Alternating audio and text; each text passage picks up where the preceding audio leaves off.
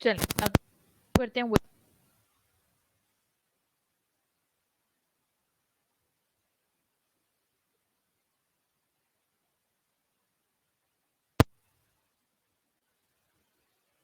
क्या होता है अर्थ को। अब हम क्या कह रहे हैं, जो कार्बन डाइऑक्साइड है वो एक लेयर बना लेती है जमीन के इर्द गिर्द, बिल्कुल जैसे एक इन्वेलोप होता है उस तरह से।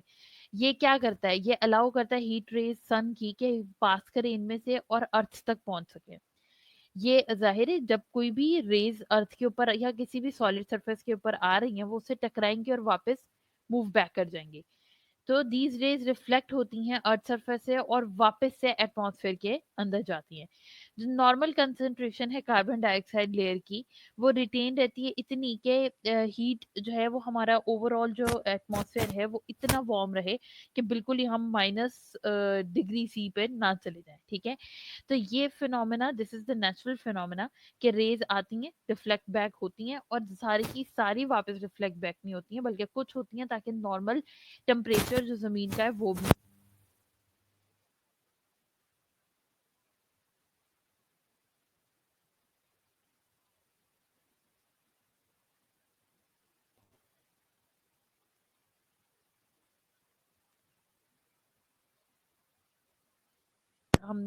जो है वो टेम्परेचर मेंटेन हो रहा है। अगर ये वाला सिस्टम ना हो तो जमीन पे रहा नहीं जा सकता। क्यों? क्योंकि टेम्परेचर फिर गिरना शुरू हो जाएगा बिल्कुल ही जीरो में।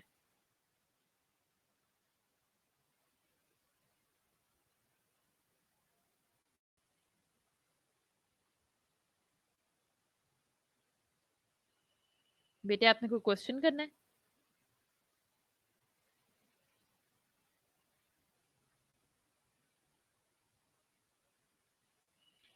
Otherwise, the Earth would have been ये हमने कर लिया। The Earth average temperature would be about -20 degree C. जो हमारे अर्थ का टेम्परेचर होगा वो ऑलमोस्ट हमारे पास -20 डिग्री सी हो सकता है, rather than the average temperature is 15 degree C. इस टाइम हमारा एवरेज टेम्परेचर क्या है? जस्ट सिंपल 15 डिग्री सी है। लेकिन अर्थ का जो एवरेज टेम्परेचर है, अगर ये फिनोमेना ग्रीन हाउस इफेक्ट या positive global green house effect ना होता तो अर्थ का जो एवरेज टेम्परेचर था वो -20 होता। तो एक्सट्रीम कंडीशन के ऊपर तो -20 से भी नीचे जाना था इसने। हालांकि इस फिनोमेना के बाद जो हमारा अब अर्थ का टेम्परेचर है that is 15 degree C. Carbon dioxide is not an air pollutant. Carbon dioxide कोई एयर पोल्यूटेंट नहीं है, rather it is an essential gas for the plant as O2 essential for the animals. जिस तरह से O2 हमारे लिए बहुत ज्यादा, हर जानदार के लिए बहुत ज्यादा इंपॉर्टेंट है, जानवर हो इंसान हो, इसी तरह से कार्बन डाइऑक्साइड भी एक खास मिकदार में हो तो वो एयर पोल्यूटेंट नहीं है, बल्कि वो बहुत असेंशियल है प्लांट्स के लिए। Plants consume carbon dioxide in photosynthesis. Photosynthesis के प्रोसेस के अंदर कार्बन डाइऑक्साइड एब्जॉर्ब या कंज्यूम कौन करता है? प्लांट्स करता है। और प्रोड्यूस करता है O2 ऑक्सीजन। ऑक्सीजन प्रोड्यूस करना शुरू कर देता है और कार्बन डाइऑक्साइड कंज्यूम करना शुरू कर देता है। While animals use O2 in the respiration and give out carbon dioxide। हालांकि जो एनिमल्स, जो जानवर होते हैं, वो O2 रिस्पायर करते हैं और कार्बन डाइऑक्साइड रिलीज करना शुरू कर देते हैं। यानी O2 को कंज्यूम करते हैं हम और कार्बन डाइऑक्साइड रिलीज करते हैं। प्लांट कार्बन डाइऑक्साइड लेते हैं, फोटोसिंथेसिस का प्रोसेस करते हैं और ऑक्सीजन हमारे लिए रिलीज कर देते हैं। और यही दोनों चीजें एक दूसरे की कमी को बैलेंस कर रही है। हम कार्बन डाइऑक्साइड बैलेंस कर रहे हैं निकाल के, और वो ऑक्सीजन बैलेंस कर रहे हैं। In this way, a natural balance exists between these essential gases as represented here। ये शॉर्ट क्वेश्चन में हमारे पास आ जाता है कि वो नेचुरल बैलेंस किस तरह से मेंटेन करें। तो ये जो हमारे पास C6H12O6 है, ये ऑक्सीजन लेके कार्बन डाइऑक्साइड और वाटर प्रोड्यूस हो रहा है। दूसरी तरफ यही कार्बन डाइऑक्साइड वाटर लेके फोटोसिंथेसिस करके प्लांट्स हमारे लिए ऑक्सीजन और ग्लूकोज प्रोड्यूस कर रहे हैं। हम यही ग्लूकोज और ऑक्सीजन लेके रिस्पायरेशन करके प्लांट्स के लिए कार्बन डाइऑक्साइड और वाटर प्रोड्यूस करें।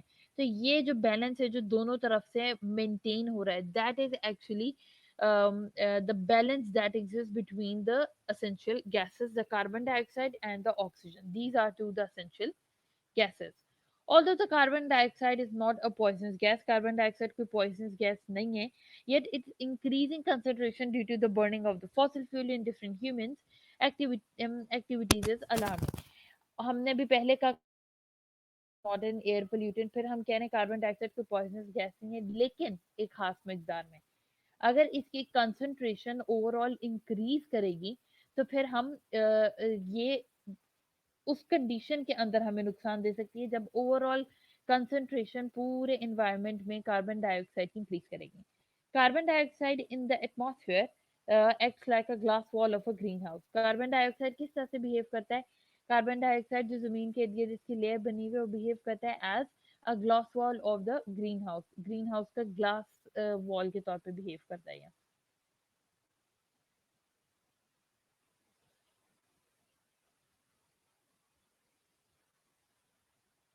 बेटे अलार्मिंग से मतलब ये है कि जैसे अभी शुरू शुरू में फॉसल फ्यूल बर्न हुए हैं, कार्बन डाइऑक्साइड की कंसंट्रेशन थोड़ी सी ज्यादा हुई है, ज्यादा नहीं है। लेकिन अब ऐसा फेज आ गया कि कार्बन डाइऑक्साइड की कंसंट्रेशन अपनी लिमिट्स क्रॉस कर चुकी है, जो उसकी होनी चाहिए उससे कहीं ज्यादा हो गई है।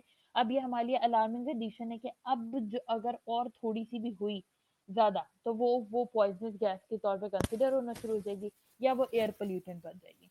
तो अलार्मिंग कंडीशंस ये होती हैं कि बस हमें खतरे की इन सिंपल वर्ड जो खतरे की घंटी मिलना हो जिसे कहते हैं, उसको अलार्मिंग कंडीशंस के तौर पे रिप्रेजेंट किया गया है यहाँ पे।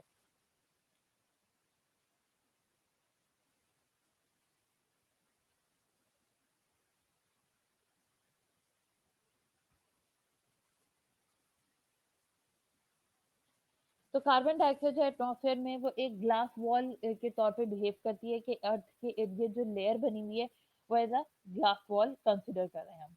It allows UV radiations to pass through it, but does not allow the IR radiation to pass through it.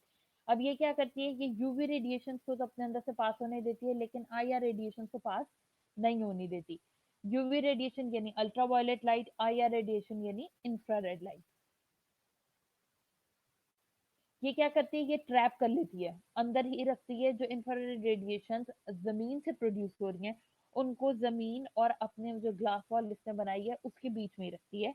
Increase concentration of carbon dioxide layer absorb the infrared radiations emitted by the earth surface that prevent heat energy escaping from the atmosphere। अब एक हद तक ठीक है, लेकिन अब जब carbon dioxide की कंसंट्रेशन बहुत ज्यादा इंक्रीज हो गई है तो अब जमीन से टकरा के वापस आने वाली इंफ्रारेड या रेडिएशन बिल्कुल ही बाहर नहीं जा पा रही, जिसकी वजह से ओवरऑल क्या हो रहा है, रेज इकट्ठी हो रही है, सारी रेज अंदर इकट्ठी हो रही है, तो ओवरऑल टेम्परेचर है पूरी जमीन का वो कॉन्टिन्यूसली इंक्रीज करता जा रहा है।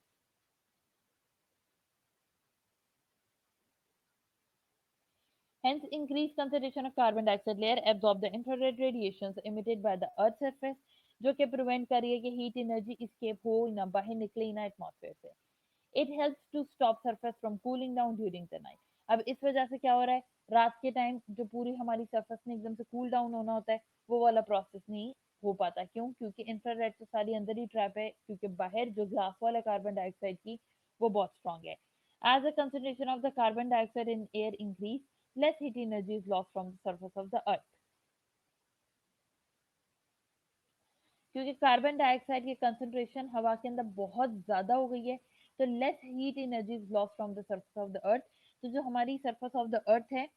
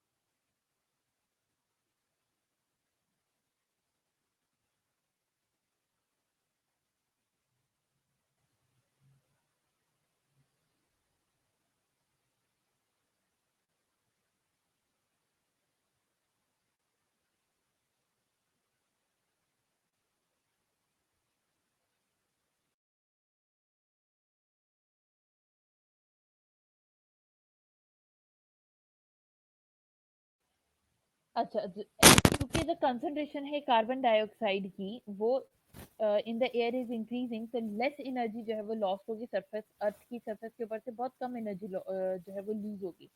Therefore, the average temperature of the surface gradually increase. तो आहिस्ता आहिस्ता करते क्या होगा, जो एवरेज टेम्परेचर है, जो अभी हमने क्लियर किया है 15 डिग्री सी है, जो 15 डिग्री सी हमारा टेम्परेचर है, वो क्या होना शुरू हो जाएगा, एवरेज से वो बढ़ता जाएगा। जो एवरेज टेम्परेचर, जो मेंटेनिंग टेम्परेचर है, पहले हमने कहा अगर ये इफेक्ट ही ना हो तो -20 डिग्री सी होगा। अगर नॉर्मल इफेक्ट होगा तो हमारा एवरेज जो 15 डिग्री सी का टेम्परेचर वो रहेगा। लेकिन अगर ये प्रॉपरली नहीं होगा और कार्बन डाइऑक्साइड की कंसंट्रेशन इंक्रीज हो जाएगी और ग्लास वॉल बहुत थिक बन जाएगी, तो जो एवरेज टेम्परेचर है वो भी इंक्रीज करना शुरू कर देगा ग्रेजुअली, और विद इन ईयर टेम्परेचर 15 से 20 और 25 डिग्री सी भी हो सकता है। तो ये जो अभी हमने इफेक्ट डिस्कस किया, basically this is the greenhouse effect. Now what is the greenhouse effect and what is the global warming? The effect is proportional to the amount of the carbon dioxide in air. ये effect जो global warming, अब पहले हमने green house effect का जो definition है उसे clear कर लिया। अब हम ग्लोबल वार्मिंग पे, तो ये जो ग्लोबल वार्मिंग है या जो ये ग्रीन हाउस इफेक्ट है, ये प्रोपोर्शनल है कार्बन डाइऑक्साइड के अमाउंट, ठीक है, डायरेक्टली प्रोपोर्शनल रिलेशन है। जितनी कार्बन डाइऑक्साइड की अमाउंट ज्यादा, उतनी ज्यादा ग्रीन हाउस इफेक्ट ज्यादा। जितनी कार्बन डाइऑक्साइड की अमाउंट कम, उतने green house effect come. Greater is the amount of the carbon dioxide, more is the trapping of the heat or more is the warming. जितना ज्यादा carbon dioxide, उतनी ज्यादा heat trap हो रही होगी, उतनी ज्यादा वार्म कंडीशंस आएंगी। Due to increased warming, this phenomenon is also called global warming. क्योंकि increased warming हो रही है, यानी बहुत ज्यादा टेम्परेचर इंक्रीज होता जा रहा है, इसलिए हम इसको ग्लोबल वार्मिंग का नाम दे देते हैं कि पूरी दुनिया इस इशू से इफेक्ट हो रही है, तो इसको ग्लोबल, पूरे ग्लोब की वार्मिंग का नाम दे दिया जाता है। So this is the main difference between the greenhouse effect and the global warming. Here is the diagram for the greenhouse effect and the global warming. यहाँ पे हमारे पास अर्थ बनी हुई है, ठीक है, ये नॉर्मल कंडीशंस हैं, this is the normal conditions. Carbon dioxide की नॉर्मल अमाउंट ऑफ लेयर बनी हुई है, हमारे पास सन से रेज आई हैं एंड दे रिफ्लेक्ट बैक और वो पास कर गई हैं, और ये नेचुरल फिनोमेना है। नाउ अब हमारी वजह से क्या हो रहा है, कार्बन डाइऑक्साइड की अमाउंट बहुत ज्यादा इंक्रीज कर गई है, जो रेज सन से आई हैं वो रिफ्लेक्ट बैक हुई हैं, लेकिन क्योंकि कार्बन डाइऑक्साइड की कंसंट्रेशन ज्यादा है, तो सारी पास होने के बजाय कुछ वापस पास बैक हो गई हैं। ये जो वापस रिफ्लेक्ट बैक होना है, दिस इज ये क्या कर रहा है, ये overall temperature of the earth,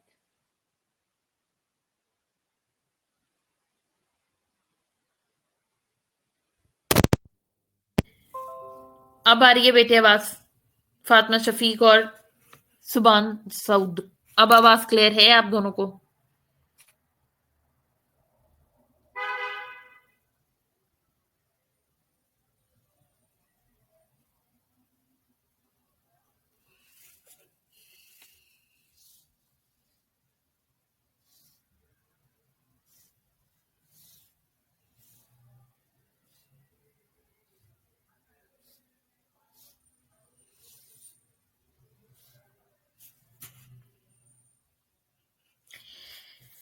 ठीक है, मैं आपके लिए पूरा कॉन्सेप्ट एक दफ़ा जो है वो रिवाइज़ भी कर देती हूँ, नो इश्यूज़। मैं बस इसको एक दफ़ा वाइंड अप कर लूँ, देन हम एक वीडियो देख के मैं इस पूरे कॉन्सेप्ट को एक दफ़ा फिर से रिवाइज़ कर देती हूँ। या चलें, यहाँ तक हम लोग बात कर रहे थे कि जो कार्बन डाइऑक्साइड की लेयर इतनी ज़्यादा इंक्रीज़ कर गई है, अब जब रेज़ सन से आके वापस रिफ्लेक्ट बैक करनी है, सारी होने की बजाय सिर्फ़ कुछ रिफ्लेक्ट बैक होती हैं, और ये जो सिर्फ़ कुछ रिफ्लेक्ट बैक होने वाला काम है, इसकी वजह से ओवरऑल जो टेम्परेचर है हमारे एनवायरनमेंट का, वो इंक्रीज़ कर जाता है।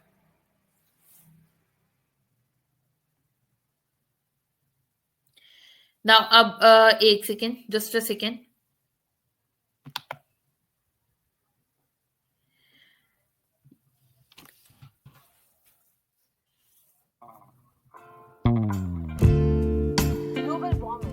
Global warming and greenhouse effect.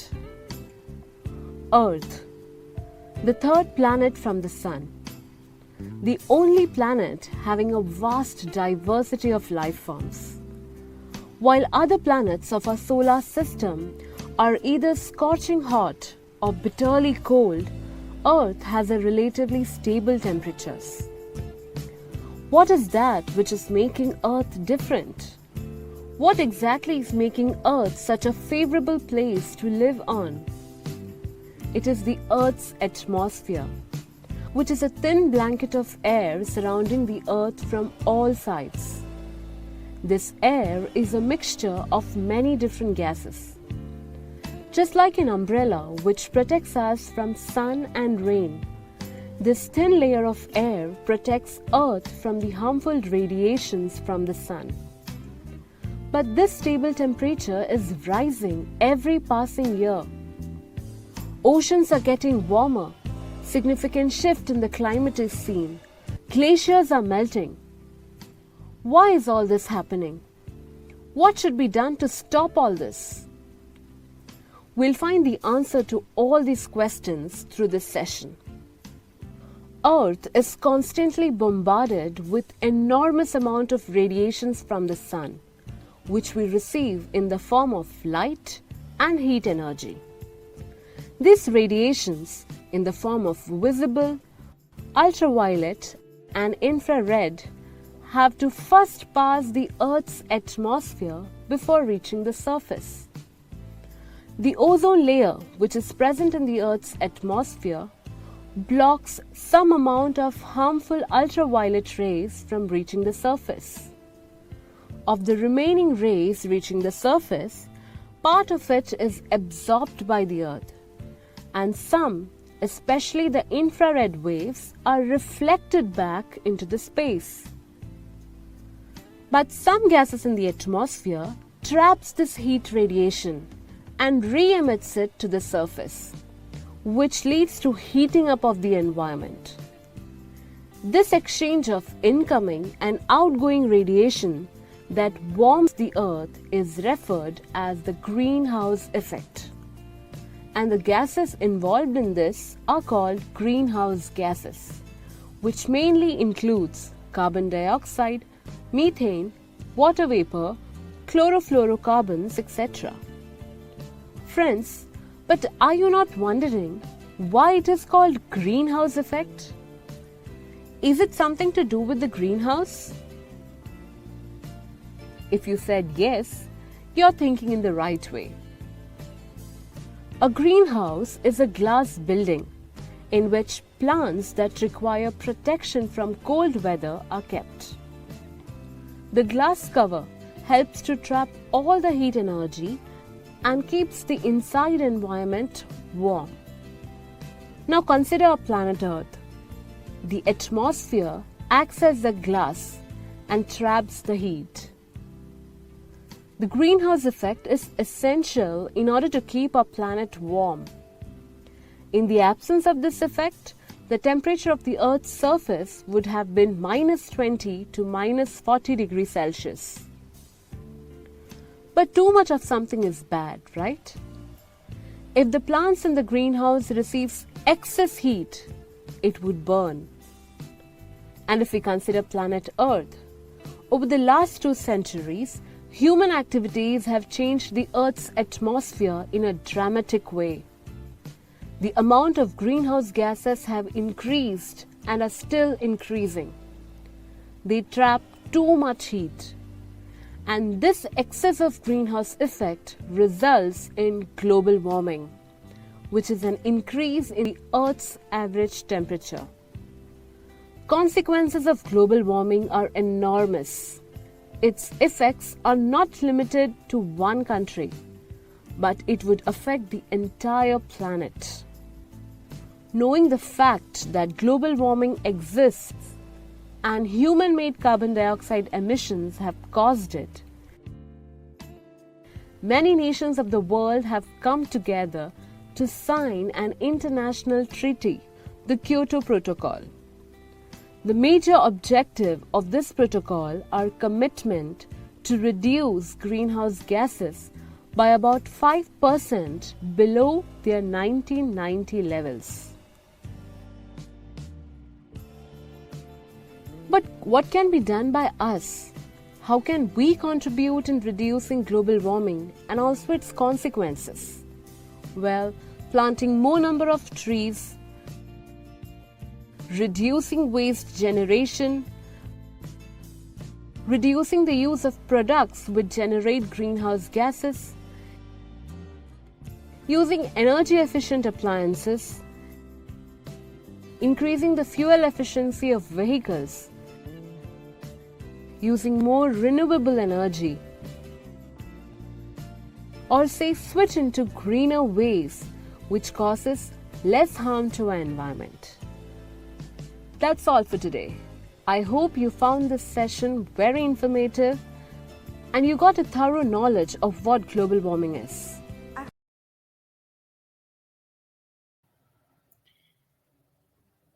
जी बेटे, अब हम मूव करने लगे हैं towards the effects of the global warming, जो कि हमारे सिलेबस के अंदर इंक्लूड हैं कि ग्लोबल वार्मिंग के क्या-क्या इफेक्ट्स हमारे ऊपर हो सकते हैं। Accumulation of the carbon dioxide in air, हवा के अंदर बहुत ज़्यादा कार्बन डाइऑक्साइड अगर एक्यूमुलेट यानी इकट्ठी हो जाएगी, तो इसकी वजह से इंक्रीजिंग एटमॉस्फेरिक टेम्परेचर, ओवरऑल जो एटमॉस्फेरिक टेम्परेचर है एकदम से जो है वो नहीं बढ़ेगा, लेकिन पूरे साल हर एक साल में एक एवरेज अमाउंट उसकी इंक्रीज होती जाएगी। टेम्परेचर 0.05 डिग्री से हर साल बढ़ता जाएगा। ये अभी एवरेज की बात हो रही है। It is causing the major changes in the weather pattern. Obviously अगर ओवरऑल टेम्परेचर इंक्रीज करता जा रहा है तो जो हमारा वेदर पैटर्न है, जो क्लाइमेट पैटर्न है, वो भी बदलना शुरू हो जाएगा। तो ये मेजर चेंज किसके अगेंस्ट कर रहा है? हमारे weather pattern के against. Extreme weather events are occurring more commonly and intensely than the previously. जितने भी weather events हमारे पास होंगे वो और ज्यादा intense होंगे और वो बहुत ज्यादा होना शुरू हो जाएंगे। जैसे ग्लेशियर का पिघलना, टेम्परेचर इंक्रीज करेगा, ग्लेशियर पिघलेगा, सैलाब ज्यादा आएगा। तो ये क्या है हमारा, ये एक्सट्रीम वेदर इवेंट्स की वजह से जो कॉमन इफेक्ट्स हमारे ऊपर आ रहे हैं ये वो कंसिडर होता है। It melts glacier melt होगा, snow caps that are increasing the flood risk and intense tropical cyclones. ठीक है, अगर स्नो कैप्स पिघलेंगे या स्नो कैप्स मेल्ट होंगे तो उनकी वजह से ज्यादा फ्लड, ज्यादा साइक्लोन्स आने के चांसेस हैं। सी लेवल, अब अगर ग्लेशियर पिघल रहा है या स्नो कैप पिघल रहा है तो पानी ने कहाँ जाना है? अल्टीमेटली तो समंदर में जाना है। तो उसकी वजह से क्या होगा? सी लेवल राइज होगा। ठीक है, जो समंदर का खास लेवल है वो बढ़ना शुरू हो जाएगा, due to which low lying areas are liable to be submerged. जिसकी वजह से क्या होगा? जो समंदर के आसपास जो छोटे छोटे इलाके हैं जो कि गहराई के अंदर मौजूद हैं, जब समंदर का लेवल बढ़ेगा पानी उस एरिया में आना शुरू हो जाएगा। जब पानी उस एरिया में आएगा तो वो भी समंदर के अंदर ही सबमर्ज हो जाएंगे, turning previously populated areas no longer habitable. जो जहाँ पे लोग, गरीब लोग रह रहे हैं या जैसे भी घर वगैरह बने हुए, वो भी जब समंदर का हिस्सा बन जाएगा तो वो जगह रहने के काबिल नहीं रहेगी। तो ये कुछ इफेक्ट्स थे related to the global warming, और किस तरह से ग्लोबल वार्मिंग हमें जो है वो डायरेक्टली और इनडायरेक्टली हमें इफेक्ट कर रही है। इसके अंदर सिर्फ ये नहीं आ जाता है, इसके अंदर आगे जब हम ओजोन डिप्लीशन और एसिड रेन को कवर करेंगे तो ग्लोबल वार्मिंग के और एसिड रेन के और जो ओजोन डिप्लीशन है, इन तीनों का आपस में क्या रिलेशन है, at the end of the chapter हम इस पॉइंट को क्लियर करेंगे। क्योंकि कुछ बच्चों को आवाज नहीं जा रही थी तो मैं सिर्फ एक दफा ओवरव्यू देने लगी हूँ हमारे ग्रीन हाउस इफेक्ट या ग्लोबल वार्मिंग का। हमने कहा था कि जो कार्बन डाइऑक्साइड है वो एक लेयर बना देती है जमीन के इर्द गिर्द, जैसे कि एक इन्वेलप हो। ये क्या, इसका बेसिक काम क्या होता है? ये काम होता है कि हीट रेज जो सन से आई है और वापस सन से जमीन से रिफ्लेक्ट बैक हो रही है, उनको सारी के सारी को रिफ्लेक्ट बैक ना होने दिया जाए, बल्कि कुछ को अंदर रखा जाए ताकि हीट एनर्जी मेंटेन हो सके और टेम्परेचर मेंटेन हो सके।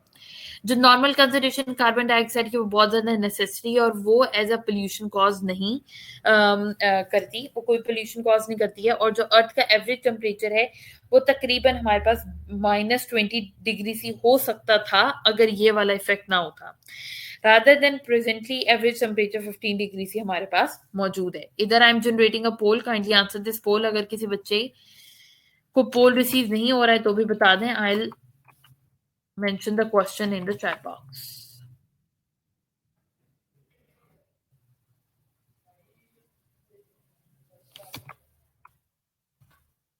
बेटे ये सवाल है, काइंडली आंसर कि ये यस है या नो है। क्या प्लांट्स कंज्यूम करते हैं?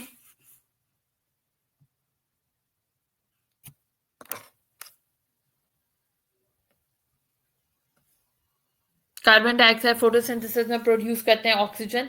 बाकी दो बच्चे भी काइंडली आंसर कर दें, फातिमा एंड सुभान।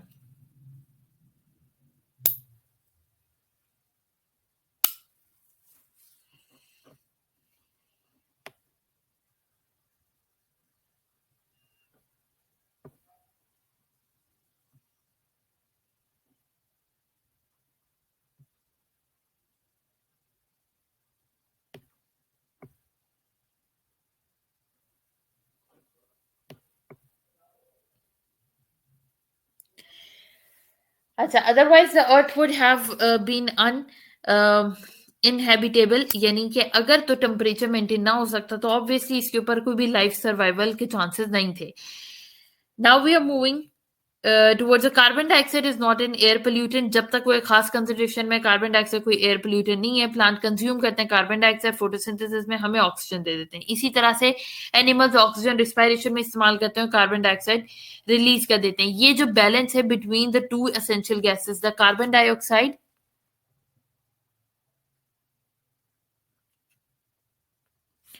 Between the carbon dioxide and between the oxygen, ये एक बैलेंस क्रिएट कर रहा है इन दोनों गैसेस के अंदर. और किस तरह से क्रिएट हो रहे हैं?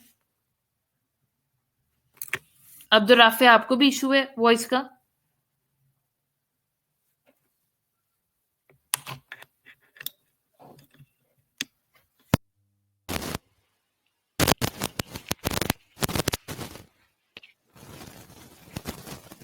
ये बैलेंस क्रिएट कर रहे हैं बिटवीन द टू गैसेस. जो प्लांट्स हैं वो जो हमारी कार्बन डाइऑक्साइड है उसे कंज्यूम कर रहे हैं और एनिमल्स के लिए ऑक्सीजन रिलीज कर रहे हैं. हम ऑक्सीजन कंज्यूम कर रहे हैं और कार्बन डाइऑक्साइड रिलीज कर रहे हैं. नेक्स्ट हमने थॉरली पढ़ा है कि कार्बन डाइऑक्साइड कोई पॉइजनस गैस नहीं है.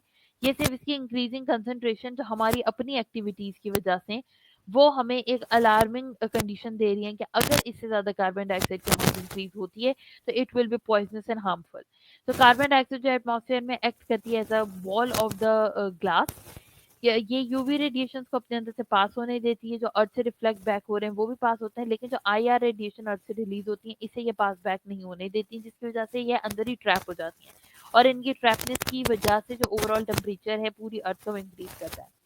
ये हेल्प करता है कि ये स्टॉप करे सरफेस को एकदम से ठंडा होने में मदद नहीं देता है, बल्कि क्योंकि गैसेस अंदर ही ट्रैप हुई होती हैं तो ओवरऑल टेम्परेचर जमीन का ज़्यादा रहता है.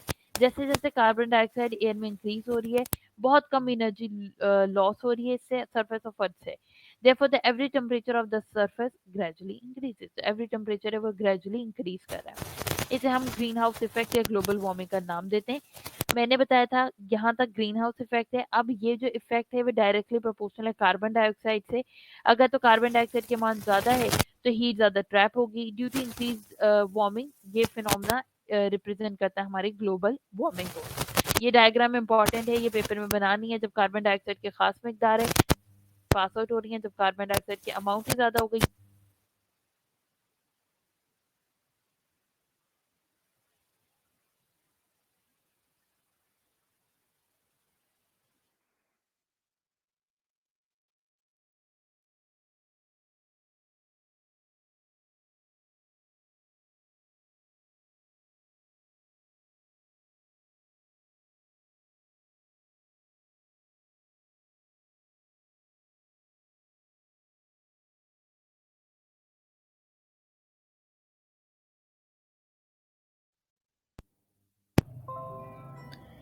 नेक्स्ट जो हमने स्टडी किया है उसको हमने जस्ट अ सेकेंड.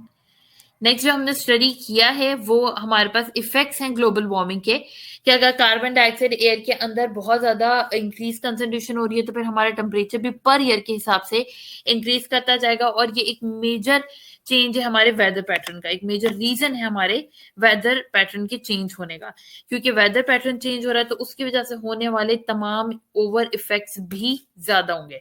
जैसे कि ग्लेशियर का मेल्ट होना, स्नो कैप का मेल्ट होना, जिसकी वजह से एकदम से फ्लड इंक्रीज करेंगे. क्योंकि फ्लड्स इंक्रीज करेंगे तो हमारा सी लेवल इंक्रीज करेगा. सी के के जितने भी जगह जहाँ पे जो है वो इंसान रह रहे हैं वो वाला एरिया भी समंदर के साथ मिक्स हो जाएगा. और इस मिक्सिंग की वजह से क्या होगा कि वो जगह भी इनहेबिटेबल हो जाएगी.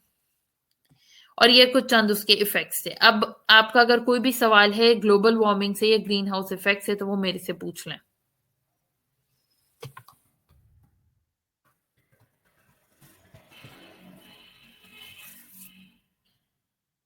If you have any question.